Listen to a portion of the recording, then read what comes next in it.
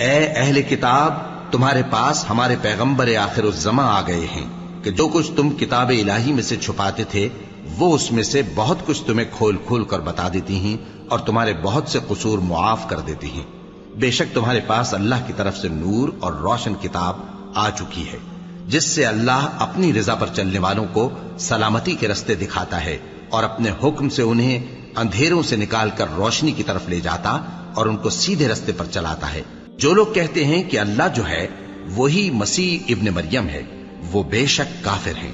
ان سے کہہ دو کہ اگر اللہ عیسیٰ ابن مریم کو اور ان کی والدہ کو اور جتنے لوگ زمین میں ہیں سب کو ہلاک کرنا چاہے تو اس کے آگے کس کی پیش چل سکتی ہے؟ اور آسمان اور زمین اور جو کچھ ان دونوں کے درمیان ہے سب پر اللہ ہی کی حکومت ہے۔ وہ جو چاہتا ہے پیدا کرتا ہے اور اللہ ہر چیز پر پورا قادر ہے۔ اور یہود اور نصارہ کہتے ہیں کہ ہم اللہ کے بیٹے اور اس کے پیارے ہیں۔ کہو کہ پھر وہ تمہارے گناہوں کے سبب تمہیں عذاب کیوں دیتا ہے؟ نہیں، بلکہ تم اس کی مخلوقات میں دوسروں کی طرح کے انسان ہو، وہ جسے چاہے بخشے اور جسے چاہے عذاب دے۔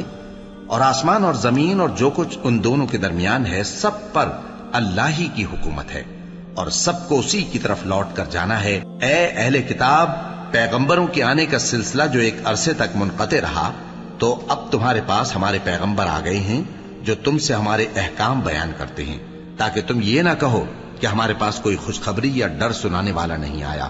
سو اب تمہارے پاس خوشخبری اور ڈر سنانے والے آ گئے ہیں اور اللہ ہر چیز پر قادر ہے۔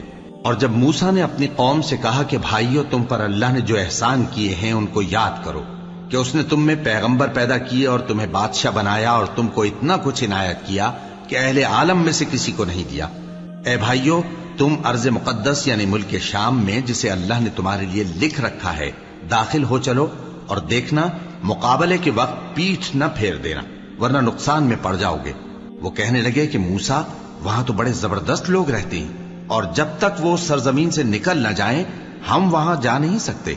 ہاں، اگر وہ وہاں سے نکل جائیں تو ہم جا داخل ہوں گے۔ جو لوگ اللہ سے ڈرتے تھے ان میں سے دو شخص جن پر اللہ کی عنایت تھی کہنے لگے کہ ان لوگوں پر دروازے کے رستے سے حملہ کر دو، پھر جب تم دروازے میں داخل ہو گئے تو فتح تمہاری ہے، اور اللہ ہی پر بھروسہ رکھو اگر تم واقعی ایمان والے ہو۔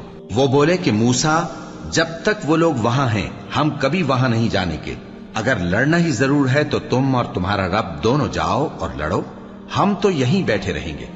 موسیٰ نے اللہ سے التجا کی کہ پروردگار، میں اپنے اور اپنے بھائی کے سوا اور کسی پر اختیار نہیں رکھتا، سو تو ہم میں اور ان نافرمان لوگوں میں جدائی کر دے۔ اللہ نے فرمایا کہ وہ ملک ان پر 40 برس تک کے لیے حرام کر دیا گیا کہ وہاں جانے نہ پائیں گے۔ یہ اسی علاقے میں جہاں اب ہیں سرگرداں پھرتے رہیں گے، تو ان نافرمان لوگوں کے حال پر افسوس نہ کرو۔